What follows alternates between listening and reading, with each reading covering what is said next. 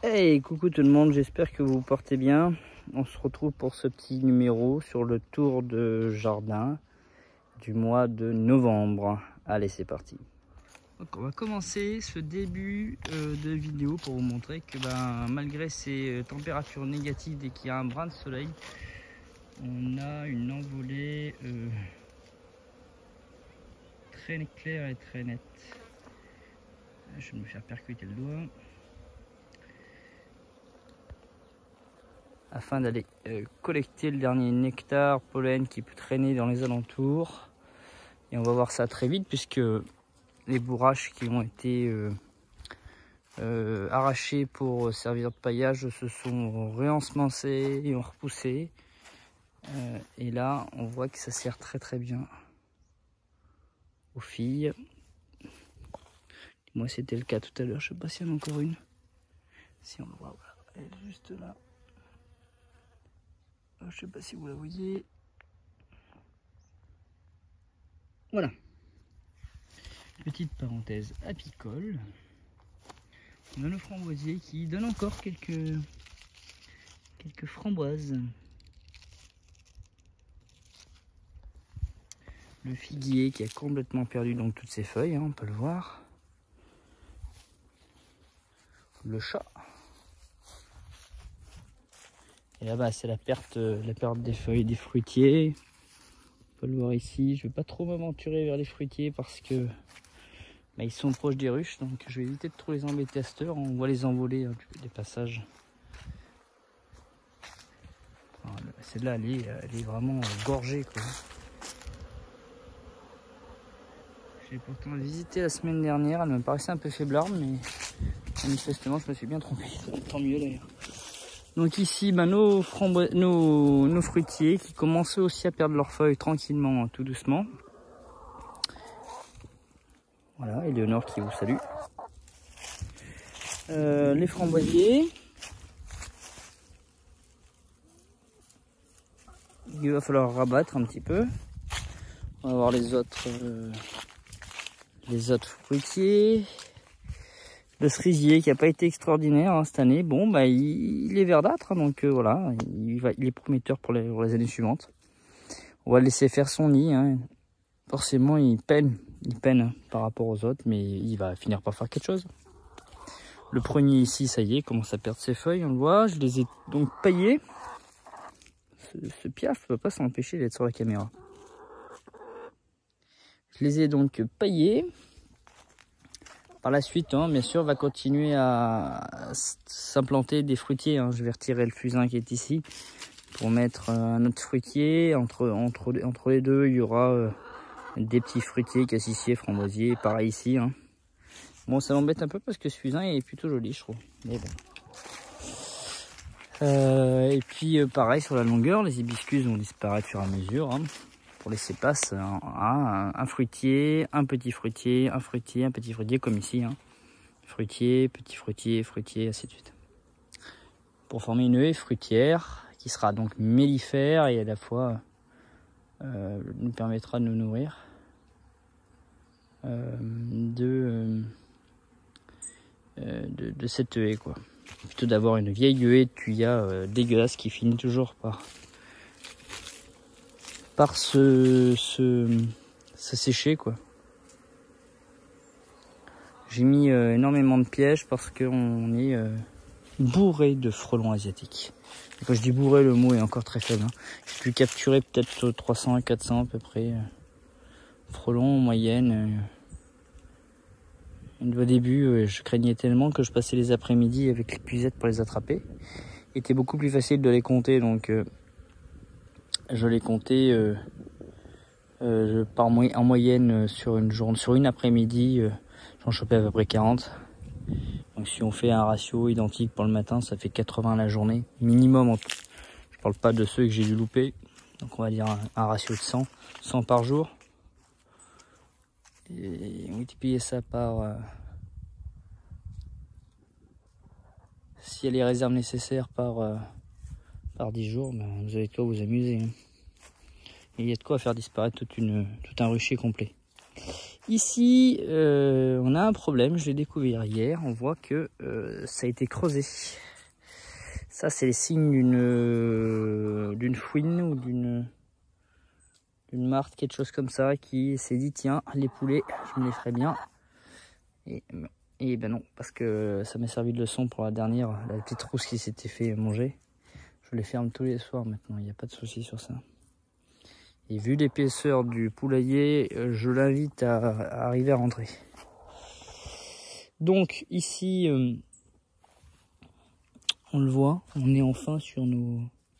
C'est marrant parce qu'il y a des petits... ici, des petits plants de fenouil. Parce que les graines ont dû s'envoler, ils sont ici, ils seraient ensemencés.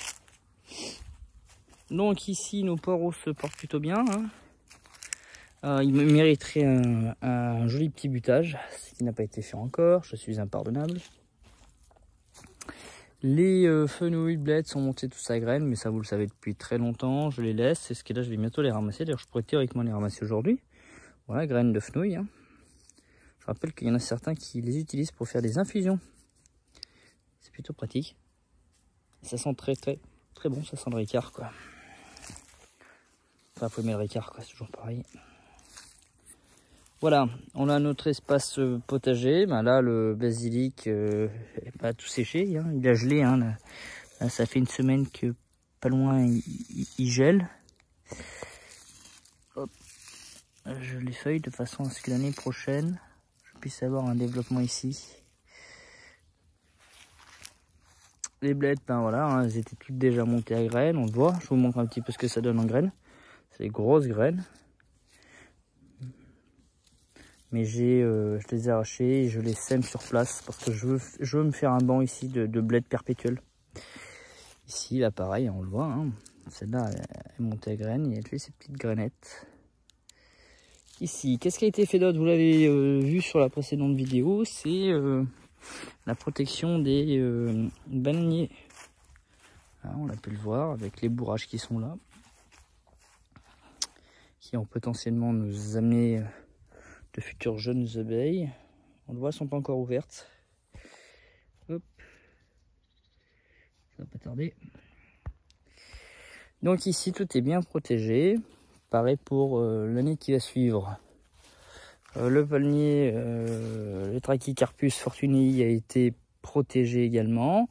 J'ai protégé le liquide en barre qui perd ses feuilles, mais je pense que je vais le transplanter parce que j'ai l'impression qu'il se plaît mal. Il ne s'est pas du tout développé depuis sa plantation.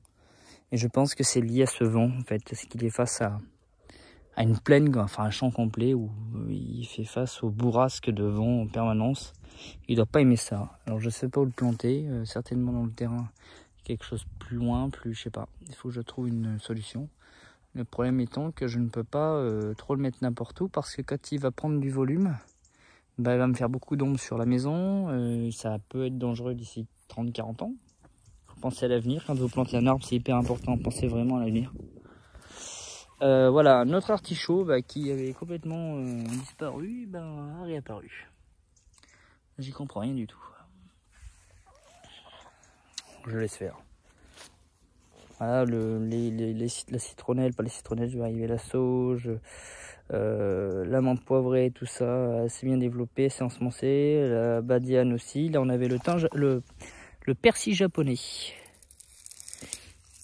s'est donc asséché, qui nous a fait ce petit ensemencement. Je laisse sur place. La rhubarbe qui, elle, ça y est, disparaît complètement.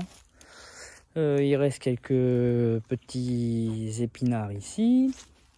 J'ai donc la preuve devant vous que les courgettes n'aiment pas le gel.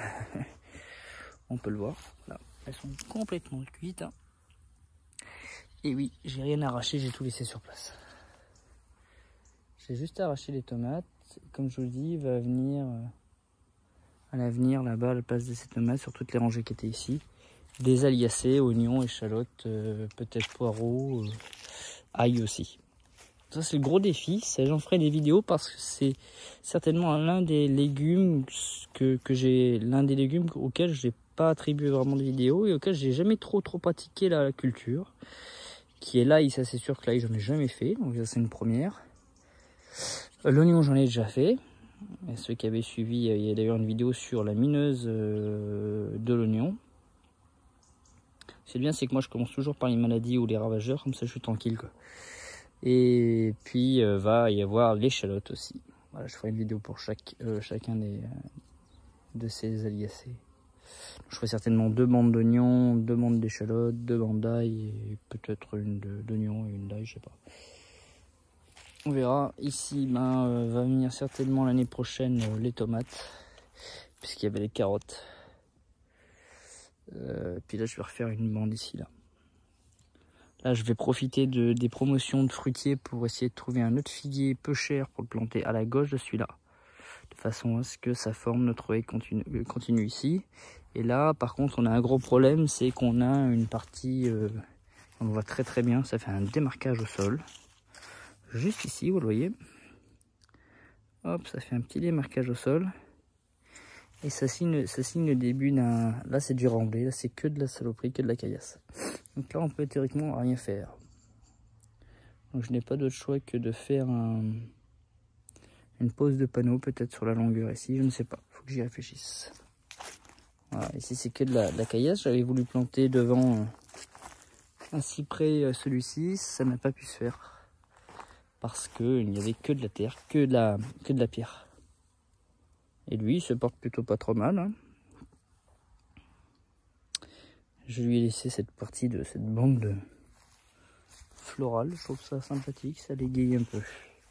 Voilà, il n'y a pas grand chose à vous montrer les loulous. Ce qu'il y a à faire, c'est surtout préparer votre catalogue pour l'année prochaine, entretenir les outils. C'est surtout les travaux d'hiver, hein. Va y avoir un peu d'élagage, je ferai une vidéo sur l'élagage certainement. Le noyer va être élagué. Et le prunus qui est ici, puisqu'il ne donne pas de fruits. Il n'en a pas donné cette année, il n'en a pas donné les années précédentes, manifestement, d'après ce que j'ai pu savoir. Et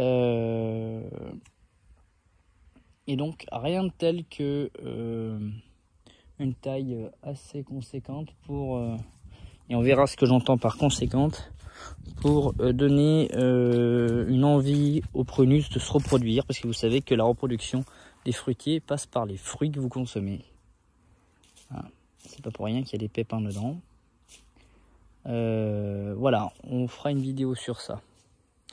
Et plus il se sent menacé par une taille un peu sévère, plus il a ce besoin de se reproduire comme tous végétaux et comme... c'est la nature de l'être vivant, hein. Autant les végétaux que les êtres humains, que les animaux, quelle que soit leur espèce. Voilà ce que je voulais vous montrer. Ce petit banc aussi pour finir. Ce petit banc de bourrache qui s'est rensemencé parmi les poireaux qui sont derrière. On ne sait plus trop d'ailleurs. On voit qu'il y a un début de poireaux ici. Voilà. Voilà. Ah, le chantier. On voit que la capucine a mal souffert de la gelée, hein. Hop, notre tournesol pareil, hein. Alors je les laisse à dispo, les tournesols pour les mésanges, pour les oiseaux qui prélèvent les graines. Voilà, on voit les poireaux sortir de tout ça, il faudra que je nettoie un petit peu. Voilà les loulous, ce que je voulais vous montrer. J'espère que vous vous portez bien, que tout va bien pour vous, qu'il n'y a pas de problème. Profitez de ces promotions fruitières qui vont arriver, c'est le grand moment de pouvoir acheter des sions, si vous voulez pas, si vous n'avez pas trop de moyens, acheter des sions. Aux alentours de 10-15 € le pied, ce qui n'est pas cher du tout. Ce que j'aimerais pouvoir trouver, c'est surtout des amandiers. Et ça devient de plus en plus compliqué de trouver des amandiers abordables et en conséquence, c'est très dur. Voilà, je vous souhaite à tous une belle journée. Enfin, c'est très dur en tout cas chez moi, je n'en trouve pas. Je vous souhaite à tous une belle journée et un bon week-end pour ceux qui vont regarder la vidéo. On sera jeudi 11 novembre logiquement, ou vendredi, un truc comme ça. Au moment où vous allez la voir. Donc le week-end sera proche. Bon week-end à tous, profitez bien et à bientôt. Allez, ciao.